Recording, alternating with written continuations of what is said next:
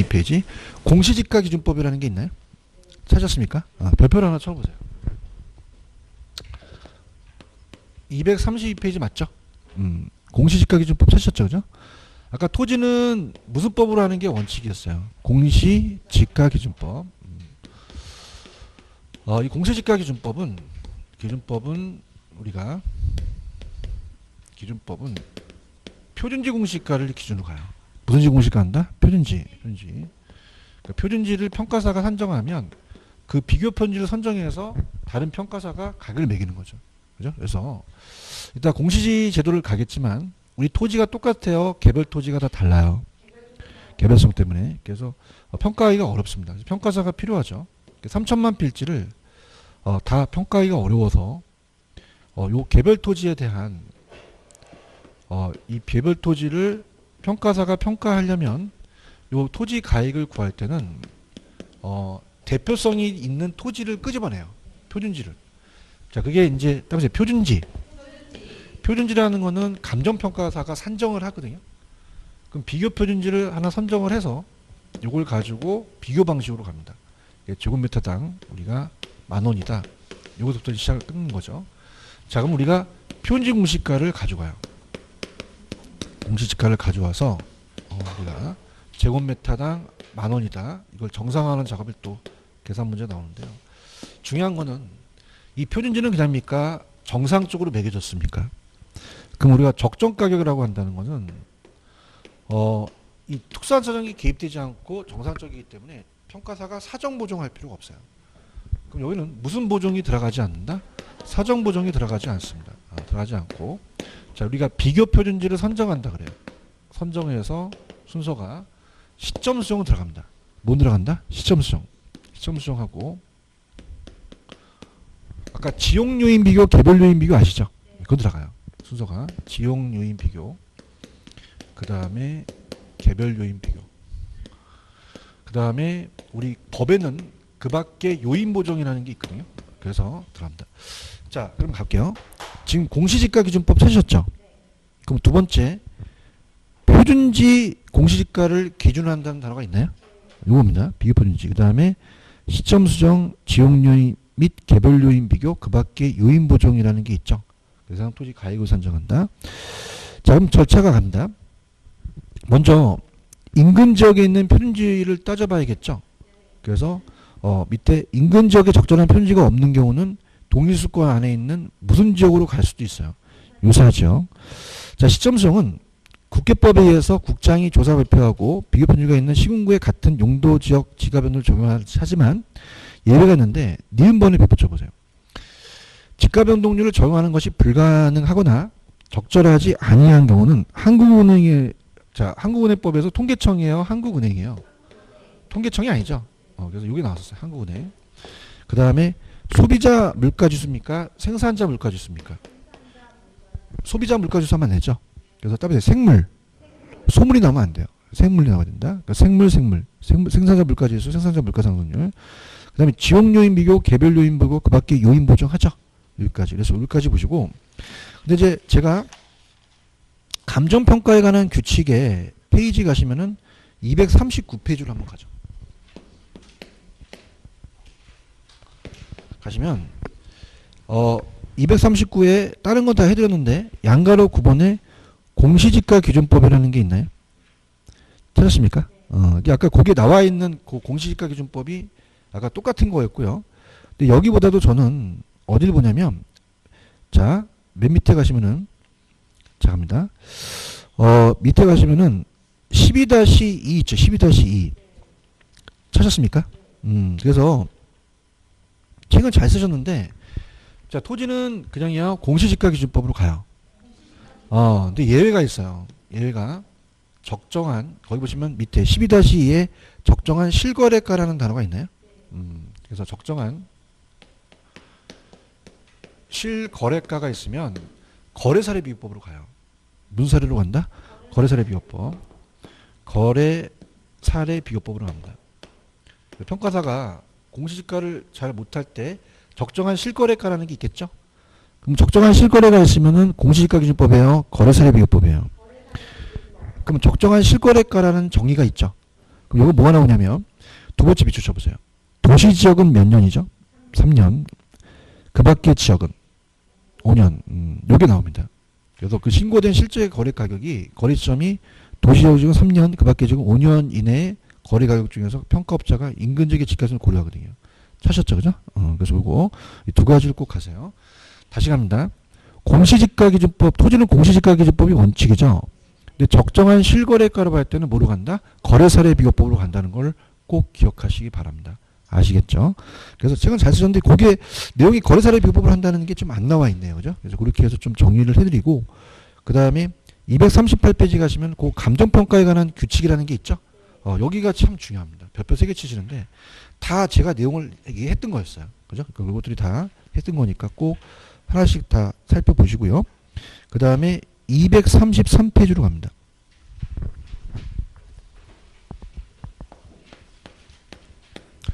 수입 방식의 수익환원법이라는 단어가 있죠. 수입 방식은 이제 소득접근법으로서 가격을 구하는 게 수익환원법이에요.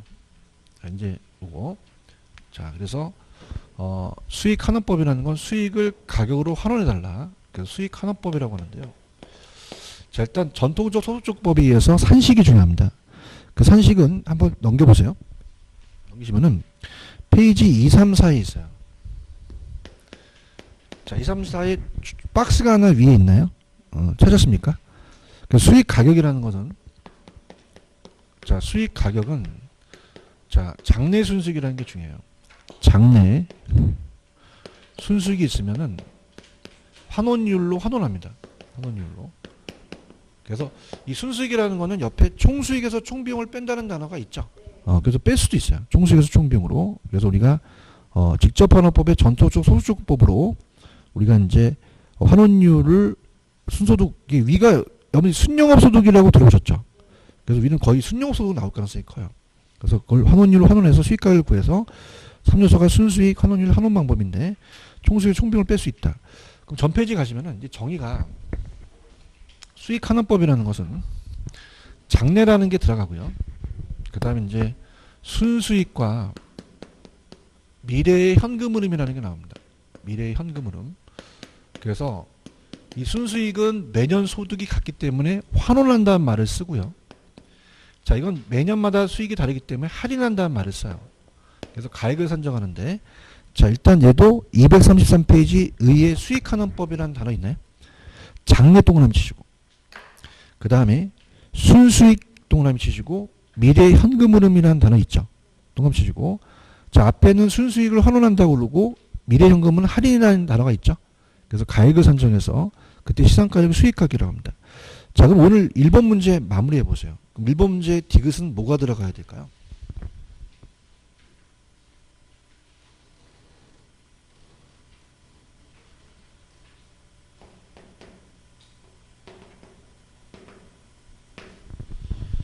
할인인가요?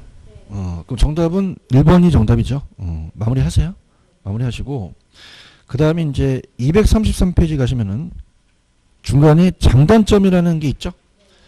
자, 이 순수익은 장래 기대는 순수익의 현재 가치를 구한다는 점에서 이론적입니다. 그래서 가장 이론적인 게 수입 방식이에요. 자, 저번에 여러분들 가치를 매기는 사람은 그냥입니까? 감정평가사입니까? 장래가 중요하죠. 그러니까 장래액을 현재 가치로 매기는 게 수익환원법이거든요. 그러니까 수익환원법이 가장 선진 기법이에요. 근데 우리나라는 아직은 거래사례만 있습니다. 그러니까 수익환원법이 가장 이론적이고 기업용 부동산은 삼성 사옥 같은 게 기업용이고 지금 우리 학원 건물 같은 건 상가 건물이잖아요. 거의 임대용 부동산이 많이 평가합니다. 이 두 가지가 적용되고요. 단점은 자 공공용 부동산 같은 시청은 수익성이 없죠. 적용하기가 곤란하고요. 자 우리가 디귿 수익만을 고려하기 때문에 신축 건물과 오래된 건물의 차이가 반영되지 않는다는 단어가 있나요? 제가 새 거 드릴까요? 헌 거 드릴까요? 그러면 새 거 달라고 하겠죠. 근데 이건 헌 건물도 수익이 나오면 장땡이라는 거죠. 그러면 이 새로운 거와 오래된 거의 차이가 반영되지가 않는다라는 단점이 있다는 거 그렇게 가지고 밑에 현금 흐름에서는 조소득이라는 단어가 있죠. 조도소 손수법이고 순영업소득에다가 현금 배치를 해보세요. 자, 요 순영업소로 따지는 게 자, 따보세요. 직접환원법. 그 다음에 세전연금 수지라는 단어가 있나요? 자, 이건 따보세요. 저당지분환원법. 요게 이제 에르두법이라고 적으세요. 에르두. 자, 그래서 에르두법. 그래서 넘겨보시면은 미리 눈도장을 찍는데 페이지 235에 가시면은 리을에 에르두법이라는 게 있나요? 그럼 에르두는 세전 현금 수지로 가요. 무슨 현금 수지로 간다? 그럼 세금의 영향을 고려한다, 고려하지 못한다. 고려하지 못하는 게 세전이죠. 저당은 고르는데. 체크하셨습니까? 이렇게 하시고, 그 다음에 넘기시면은 233페이지 가시면은 저당 지분환원법에 에르두법이라고 적어 놓으셨죠? 할인연금 수신분석법은 세우로 갑니다. 세우. 그래서 저당과 세금을 다 고려했죠. 그래서 보는데, 그냥 참고하시고 넘겨보세요. 넘기시면은, 직접환원법에 아까 의익까지 갔었죠? 그죠? 그럼 순수익 갑니다. 순수익은 총수익에서 총비용을 빼요. 근데 보통 이제 순영업소득으로 가는데요. 순수익의 요건은 당연히 통상적인 이용 능력과 이용 방법, 계속적 규칙적, 안전하고 확실하고 합리적 합법적인데, 자, 밑에 보시면 환원이율이라는 단어가 있나요? 이거다 별표를 한번 쳐보세요. 환원이율. 자, 환원이율이라는 자체는, 자, 우리가 이걸 바꿀 수 있기 때문에 환원이율은 순수익을 수익 가격으로 나눌 수도 있고요.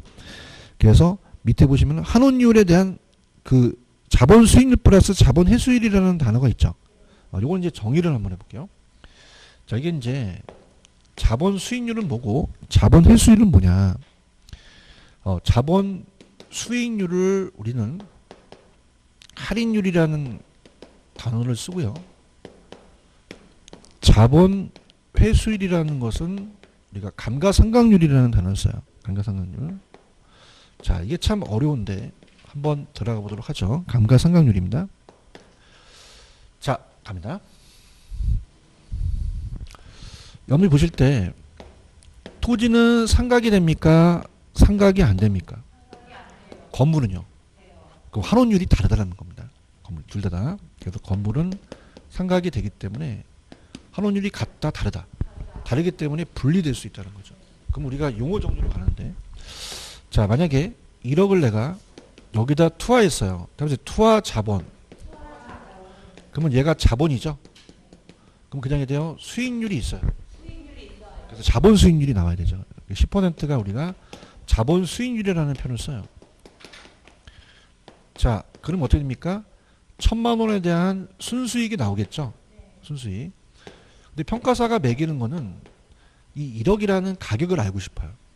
1억이라는 가격은 1,000만 원을 10%로 나눠도 되죠.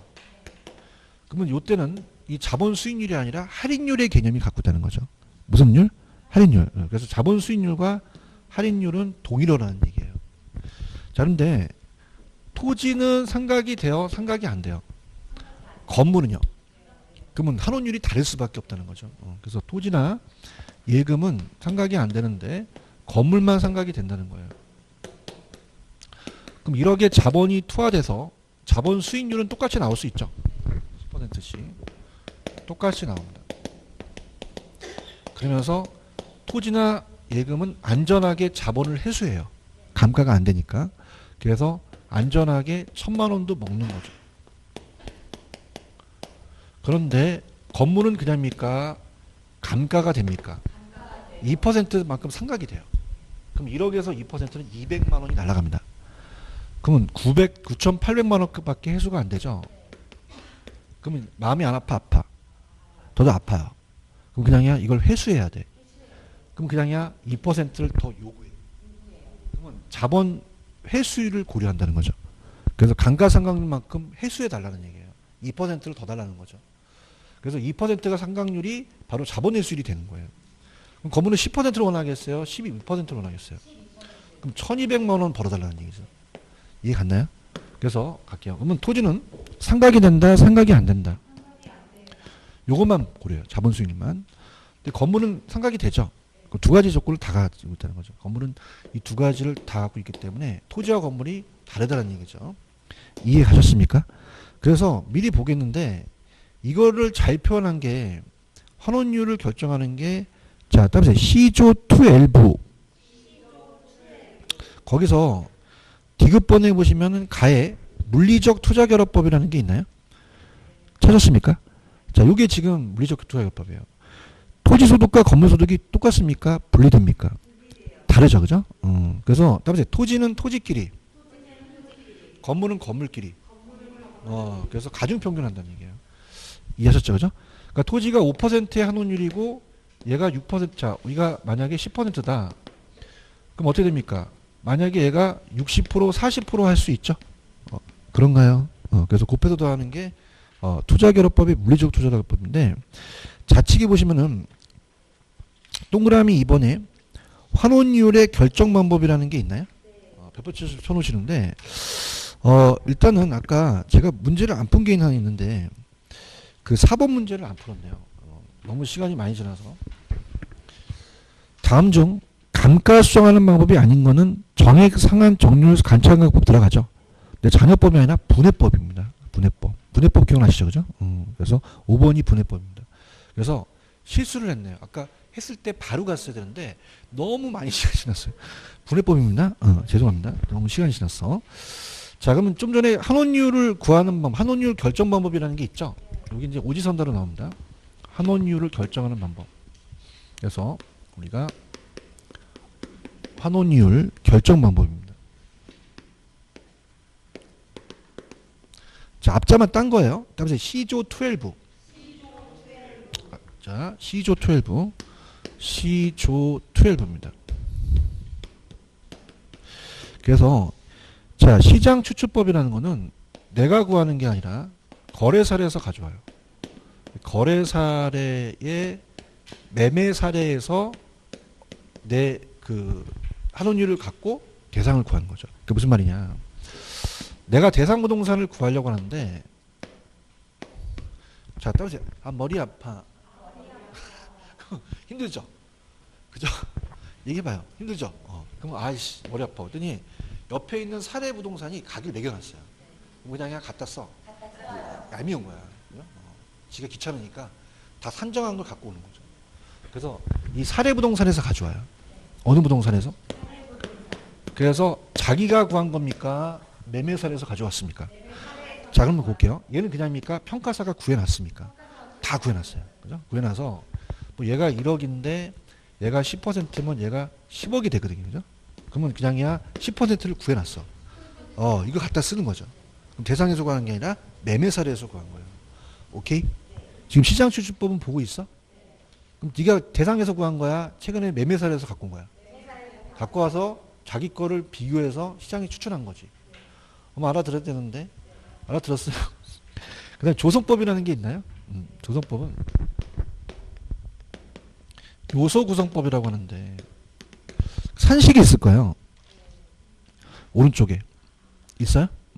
자, 그러니까 우리가 요구 수익률이라는 거 들어오셨죠? 요구 수익률은 뭐하고 뭘 더해요? 제가 할게요. 무위험률에다가 위험할증률을 더하죠. 그 무위험률은 은행 이자예요. 부동산 안 위험해요? 위험해요. 근데 할증률이 개인마다 같습니까? 다릅니까? 그래서 주관적이에요.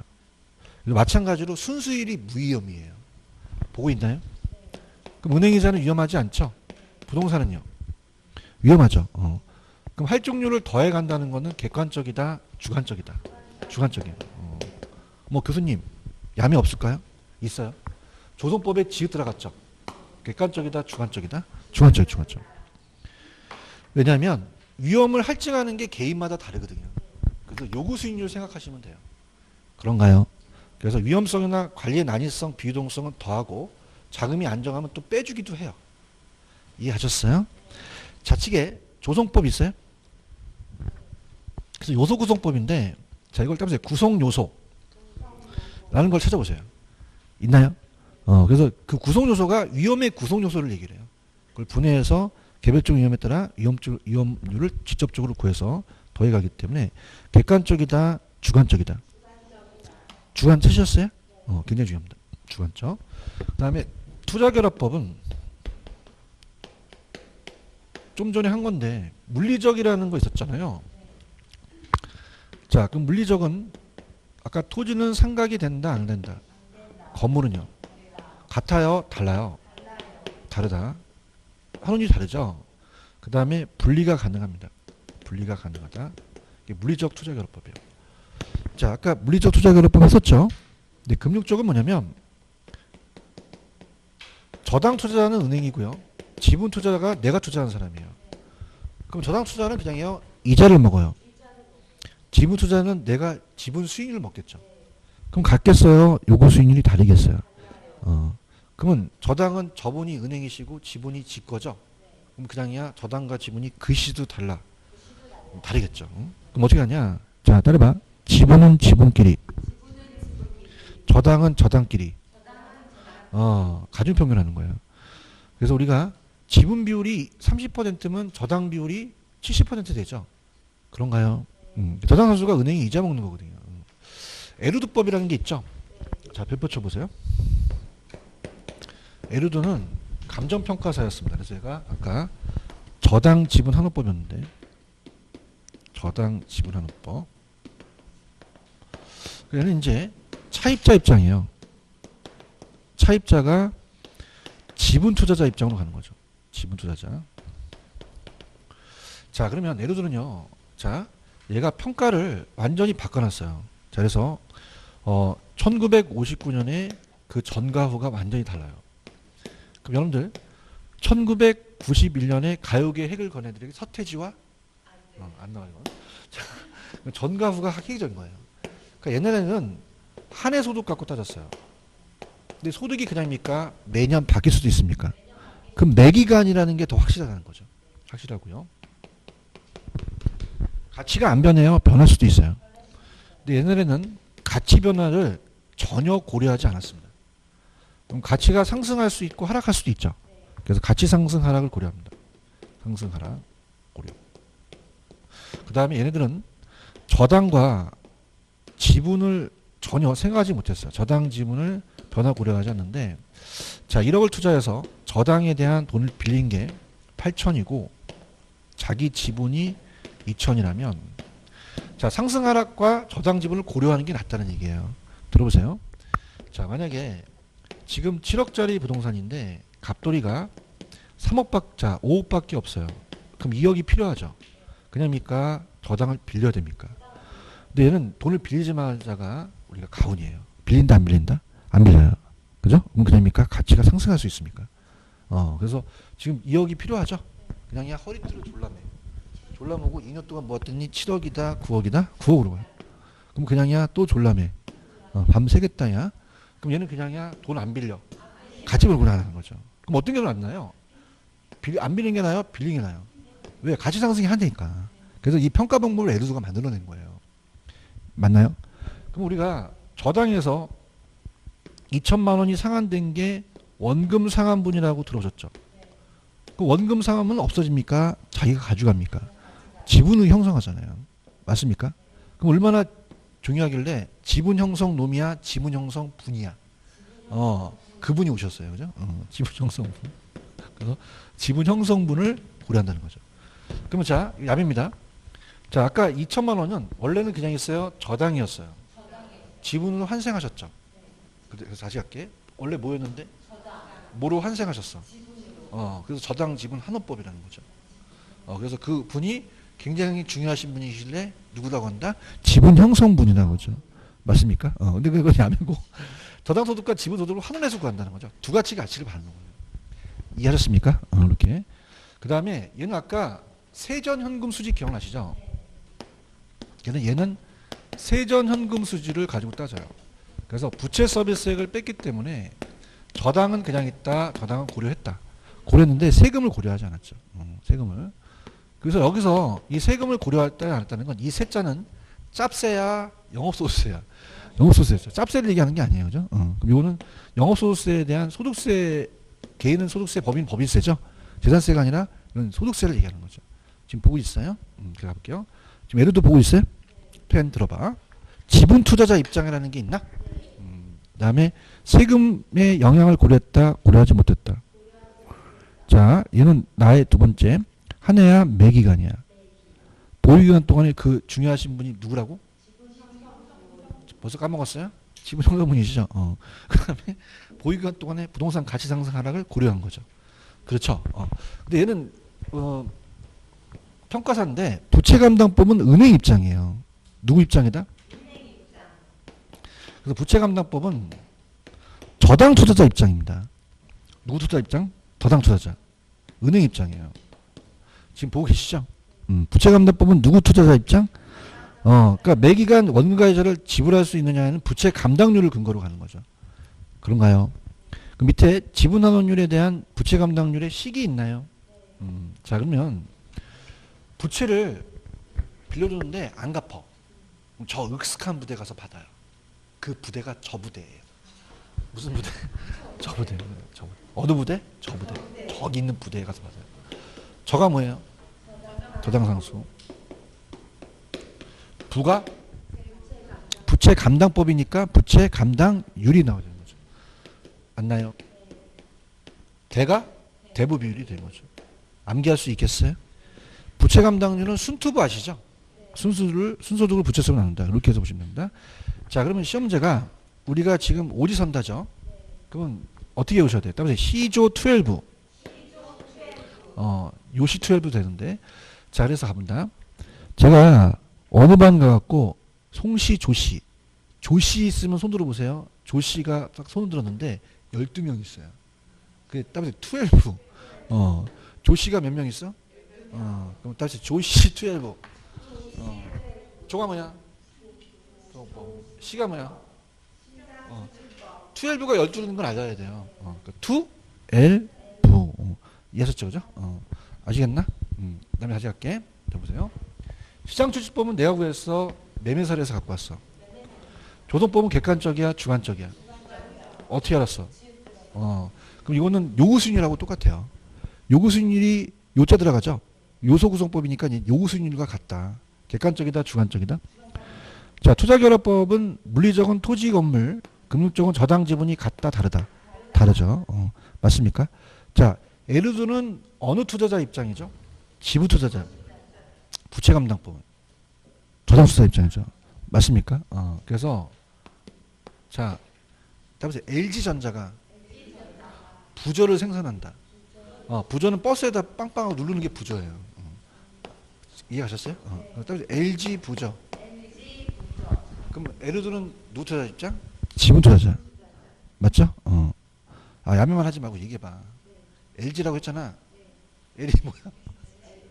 지가 뭐야? 부저를 생산하네? 부가 부채 감납법. 저가 저당 투자 입장. 나도 초라해. 미치겠어. 씨. 그죠? 집에 가면 LG 부저만 생각나. 그죠? 알겠죠? 그죠? 이해하셨어요? 그럼 마지막 문제 한번 풀어보세요. 마지막 문제. 5번 문제입니다.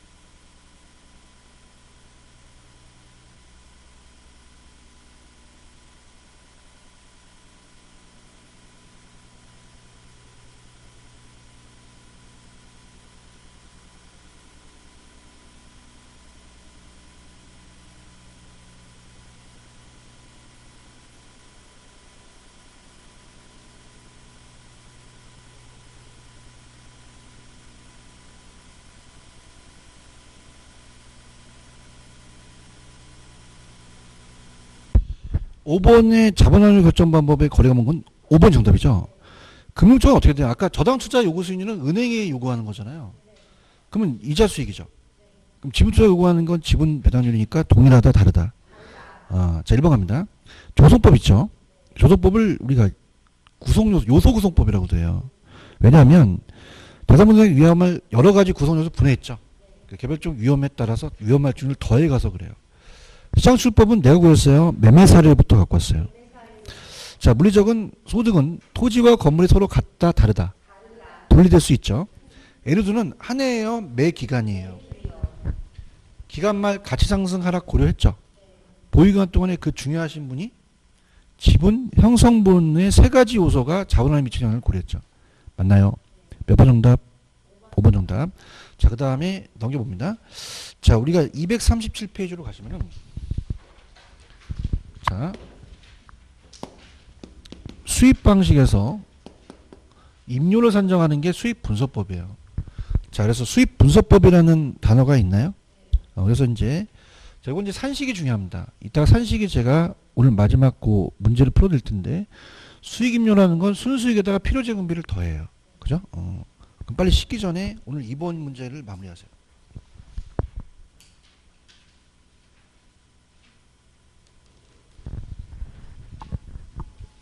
2번 정답? 네. 무슨 분석법? 수입 분석법이 되겠죠. 이거 이해가시겠습니까? 그런가요? 아니 오늘 2번에 박스 있잖아. 디귿번 있잖아. 무슨 분석법이잖아? 그럼 1번이잖아? 그럼 답은 1번 있네? 맞아요? 그래서 이제 요 산식이 이제 중요하고 들어보세요. 자, 수익임료는 잘 평가를 안 합니다. 우리가 임대료는 임대사례 비용으로 많이 하는데 이건 이론상이에요. 들어보세요. 아까 삼성 사옥 같은 거는 기업용이죠. 그 다음에 이런 상가 같은 거는 임대용 부동산이에요. 근데 기업용 부동산을 많이 합니까? 임대용을 많이 합니까? 근데 여기서는 기업용으로 가요. 왜냐하면 자, 임대용 부동산의 순수익은 임대 수입에서 재경비를 빼면 여기에 임대료가 또 포함됩니다. 그죠? 그럼 임대료를 구한다는 건 두 번 구하는 거잖아요. 그래서 여기는 따라서 임대용 부동산은 안 된다. 기업용만 된다. 기업용만 돼요. 그럼 삼성 사옥은 매출액이라는 게 있죠. 그 매출액에서 경비를 빼니까 여기는 임료가 안 들어가죠. 아시겠습니까? 그래서 따라서 일반 기업 경영. 찾아봐. 지금 어디 하는지는 몰라요? 237페이지 하고 있어요. 찾았습니까? 맨 밑에 가시면 일반 기업 경영이라는 단어가 있어? 그럼 임대용이야? 기업용이야? 기업용 부동산을 분석한다는 얘기예요. 그러면 이 기업이 삼성일 수 있죠. 그럼 삼성이 그냥입니까? 총 매출액이 있습니까? 그럼 총 수익을 분석하는 거죠. 그런가요? 분석해서 일정한 기간에 산출할 기대는 순수익이라는 단어 있나? 찾았어요? 그 순수익 안에 매출액에서 경비를 뺀 게 순수익이에요. 거기다가 대상 물건이 계속해서 임대하는 데 필요한 경비를 뺐어요? 더했어요? 자, 가액입니까? 임대료입니까? 임대료라는 거죠. 그런가? 무슨 말 알겠죠? 그럼 여러분 눈높이로 갈게. 이건 수익을 환원하는 거야? 수익을 분석하는 거야? 만약에 수익환원법 나오면 돼? 안 돼? 안 됩니다. 그러니까 수익 분석법과 수익환원법을 바꿔낼 가능성이 커요. 아시겠죠? 그죠? 이해하셨습니까? 그러니까 여러분 눈높이로 간다면 지금 분위기가 상당히 안 좋아가지고 넘기시면은 페이지 239페이지로 가보세요. 만약에 나온다면 지금 여러분들 10번하고 11번 있잖아. 찾으셨잖아? 수익환원법이 가액이고 수익분석법이 임료잖아. 맞지? 근데 얘를 바꿔낸단 말이에요. 그러니까 수익환원법을 수익분석법으로 내고 수익분석법을 수익환원법으로 낸단 말이야. 그럼 힌트는 뭐야? 수익환원법은 그냥이야 순수익에다가 환원이라는 게 들어가 있어. 그럼 수익환원법이고. 야 진짜 여러분들 눈높이로 가는 거야 지금. 아시겠죠? 그죠? 수익분석법은 수익을 환원하는 거야? 총수익을 어떻게? 분석하는 거죠. 맞습니까? 이해 갔어? 뭐 이해 가야 되는데. 그럼 뭐하고 뭐를 바꿔내요? 수익환원법과 수익분석법을 바꿔낸단 말이에요. 그럼 당연히 아주 쉬운 게 수익환원법은 수익을 환원한다는 게 들어가고 수익분석법은 분석한다는 게 들어가지. 아우 가자. 이해하셨죠? 그죠? 그 다음에 수익환원법이 가액이고 수익분석이 임료라는 거예요. 아시겠죠? 그죠? 이해하셨죠? 그죠? 그래서 시험 문제는 수익환원법과 수익분석법을 바꿔서 내요. 그럼 되게 쉽죠? 그 안에 수익을 환원한다 나오면 수익환원법. 수익을 분석한다는 게 나오면 수익 분석법. 이게 눈높이 강의예요. 아시겠죠? 왜냐면 지금 굉장히 분위기 안 좋은 게 속으로 그런 거야. 아니 내가 이걸 왜 내가 하에 미치고 한정원네 진짜. 그렇죠? 지금 실무하신 분들 와갖고 이제 들으시면 소장이나 실장님께서 들어오세요. 은행이 와갖고 수익환원법이 뭐예요? 그러진 않잖아. 너한테 짜증나는 거 우리가. 알겠죠? 그죠? 그러니까 수익환원법은 환원이라는 게 들어가고 분석은 참 쉽정이 그걸 바꾼단 말이에요. 그러니까 그 정도만 가지고 가시고 기출문제를 한번 보세요. 기출문제 갖고 계시죠? 그러면 수익환원법과 분석법을 계속 바꿔내요. 그러니까 그 정도에 대한 취지지 그 안에 걸 안 바꿔. 근데 왜 그러냐니까 그 바꿔놔도 틀릴 사람이 많거든. 그죠? 되면 맞죠? 그러니까 요즘 그런 생각이 들어요. 여러분들 마음속에 들어가는 거야. 그러니까 내가 뭐냐면 내가 옛날 강사들은 여러분들 보지도 않아. 알아듣든 뭐 알아듣든 그냥 해. 그냥 막. 근데 그냥이야 눈초리를 봐야 돼. 봐야겠거든. 지금 미치겠는 게 얘랑 한어법이 미치겠다는 거야. 막 울렁울렁 와. 맞지? 그럼 수익 환원이 들어가면 분석이 들어가면 이거요. 알겠죠? 그죠? 그거 외에는 안 내, 얘네들이. 왜냐면 그 안에 있는 걸 바꿔봤자 틀릴 걸 또 알아. 근데 그냥 요 제목만 바꿔도 틀릴 걸 알고 있기 때문에 계속 적어내. 그쵸? 왜냐면 그 안에를 바꿀 놈들이 없어. 그래서 일단은 수익환원법과 분석법의 이름을 바꾸는 거예요. 아시겠습니까? 근데 이제 모의고사 같은 경우는 말 그대로 모의고사는 강사가 되기 때문에 그 안에서 막 뒤집거든요. 근데 그거는 이제 모의고사니까 가지는 건 레파토리를 간다면 수익환원과 수익분석법을 바꿔낼 것이다. 그럼 소구석 교수한테 배웠다. 수익을 환원하면 분석하면 이렇게만 가란 말이야. 알겠죠? 그죠? 그 다음에 기출문제를 확인하란 말이야. 기출문제. 그래서 수익환원법과 분석법을 바꿔낸단 말이에요. 이해하셨죠? 그죠? 그래서 이렇게 낸 거는 그렇게 출제됐기 때문에 계속 그걸 뺏겨내요. 그러니까 애들은 수익분석법과 환원법을 그냥 바꿔내지 그렇게 되는 거죠. 특히 아까 여러분들이 그 1페이지로 가시면은 1번 가시면은 1번 가셨어요? 1번 가시면은 아까 수익환원법이라는 게 있잖아. 기억하지? 그러면 얘기해봐. 수익을 공제하는 거야? 수익을 할인한다는 거야? 할인이지 환원 공제는 아니잖아요. 환원하고는 할인인 거죠. 이렇게 아시겠죠? 그러니까 오늘 1번을 보면은 1번은 그 가액에 대한 거를 가로치기 나오는 거고 2번은 임대료의 산식의 그 안에 있는 수식의 그 가로쳐서 나오는 거고 맞나요? 그럼 1번, 2번은 그냥이야 반드시 맞히셔야 돼요. 맞아요. 여기가 기본적인 실력이에요. 무슨 말씀인지 아시죠? 그죠? 언더스탠드? 왜냐면은 이거는 기본적으로 가져가셔야 된다는 거죠. 여기 안에 들어갈 것들을. 아시겠죠? 그죠? 이해 가셨어? 그 다음에 이제, 마지막 페이지만 적어 놓고 241. 어마어마하게 중요해. 다음 시간에 가면 안 돼. 큰일 나. 241페이지 가시면은 부동산 가격 공시제도 있나? 100% 나와. 100%. 그 다음에 두 문제가량 출제된 적도 있었어. 그 좀 안 중요하다, 중요하다? 중요하기 때문에 이 가격 공시제도는 제가 필기를 쫙 해드릴 거예요. 해드려서 안에 내용들을 살펴볼 거니까 요거는 조금만 쉬었다가 갈게요. 쉬세요.